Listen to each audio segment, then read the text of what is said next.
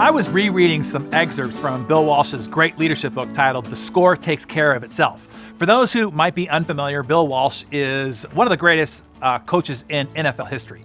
He took over the San Francisco 49ers when they were the worst team in NFL with a 2-14 record, and in 2 years turned them into the best team in the NFL, winning the Super Bowl.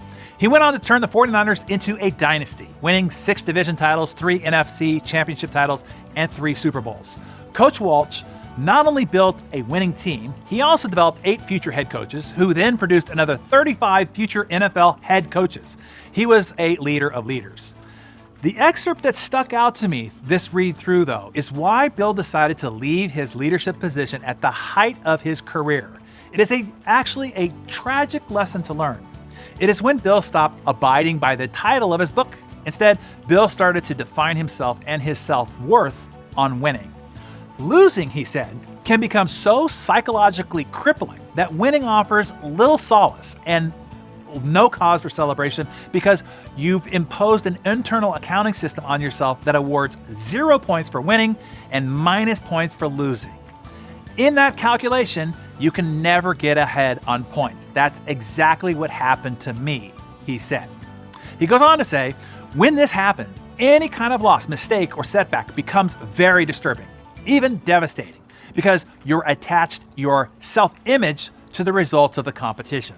Winning can become insidious for the same reason. That is, you allow the victory to begin to determine your self-worth and how you feel about yourself. Either way, you are putting yourself on a very slippery slope when you start believing that the outcome of your effort represents or embodies who you really are as a person, what your values are as a person.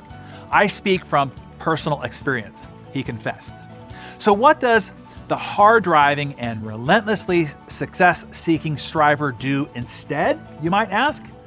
Coach Walsh advises to be, quote, aggressively looking for the positive elements, however small, that can dilute the toxic pressure of personalizing the results by allowing you to take pride in your strategies, your tactics, your efforts, and even the execution when they don't produce victory every time. In other words, go back to the joy of the journey, the pride of the process, the love of the art in making small, progressive improvements in how you do everything better every day.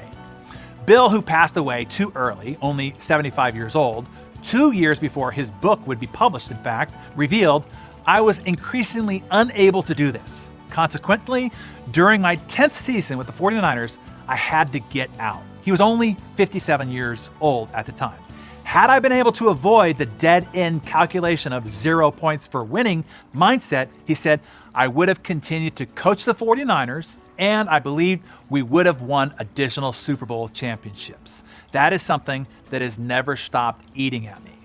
But by the end, I wasn't even thinking straight. So then, with the wisdom of hindsight and perspective, later in his life, what would Bill advise us to do to avoid this insidious trap that he fell into? Number 1, avoid the destructive temptation to define yourself as a person by the one-loss record, the quote-unquote score, however you define that.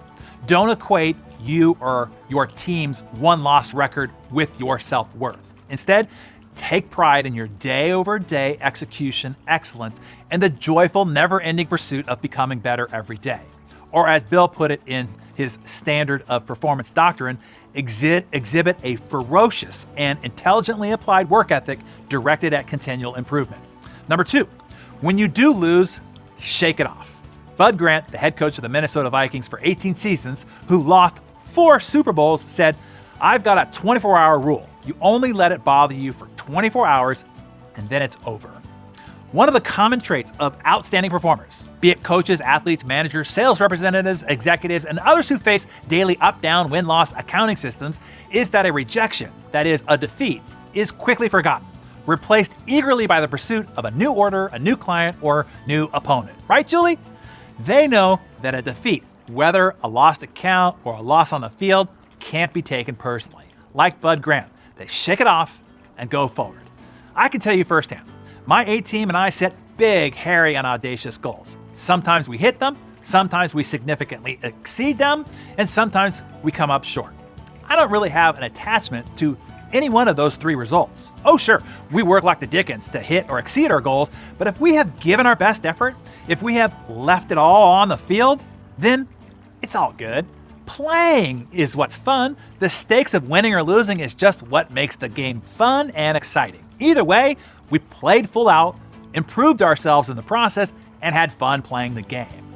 Do you understand that? Can you get your head around this? Hey look, unless you're performing brain surgery or running an ER, what you do is just a game anyway.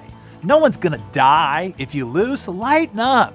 How sad would it be to play and not have fun?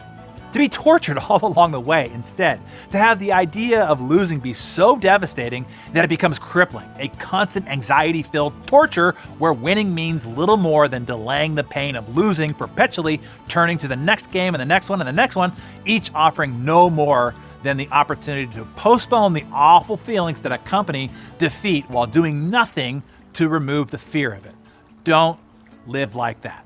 Don't pursue success like that. Win or lose, as long as you improve, you have won. Go for your goals with all your might. But instead of defining success by win or loss, define success by the progressive realization of becoming better every day. And have fun along the way. It's a game, man. And then it's over.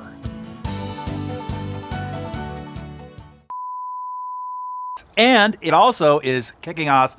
Let's go back up. It does kick ass. Kick ass. It was his storytelling ability that helped. It's unplugged. Oh my God. Now it's back. Come on, that's sweet, right? Sweet. God, I even teared up when I wrote it. I'm telling you.